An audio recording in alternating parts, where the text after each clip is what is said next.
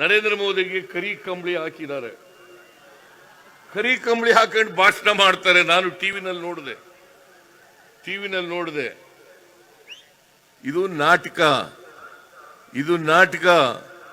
ಕುರುಬರ ಮೇಲೆ ಪ್ರೀತಿಯಿಂದ ಅಲ್ಲ, ಕುರುಬ ಜನಾಂಗದವರ ಪ್ರೀತಿ ಮೇಲಲ್ಲ. ನರೇಂದ್ರ ಮೋದಿಜಿ 28 ಲೋಕಸಭಾ ಸದಸ್ಯರಲ್ಲಿ ಒಬ್ಬ ಕುರುಬರಿಗಾದರೂ ಕೂಡ ಟಿಕೆಟ್ ಕೊಟ್ಟಿದ್ದೀರಾ?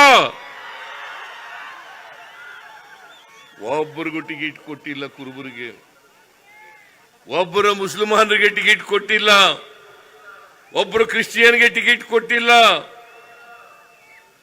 ನೀವು ನಾಟಕ ಕಂಬಳಿ ಹಾಕಬಿಟ್ಟ ತಕ್ಷಣ, ನಾಟಕ ಹಾಡಿದ ತಕ್ಷಣ ಕುರುಬರ ಉದ್ಧಾರ ಆಗಲಿಕ್ಕೆ ಸಾಧ್ಯ ಆಗ್ತದ? ಕುರುಬರ ಬದಲಾವಣೆ ಆಗಲಿಕ್ಕೆ ಸಾಧ್ಯ ಆಗ್ತದ? ನಾನು ಎಲ್ಲ ಕುರುಬ ಸಮಾಜದವರಲ್ಲಿ ಮನವಿ ಮಾಡುತ್ತೇನೆ, ಈ ರೀತಿ ಅನ್ಯಾಯ ಮಾಡಿರ್ತಕ್ಕಂಥ ಕಳೆದ ಚುನಾವಣೆಯಲ್ಲೂ ಕೂಡ ಒಂದು ಸೀಟು ಕೂಡ ಕೊಟ್ಟಿರಲಿಲ್ಲ ಕುರುಬರಿಗೆ.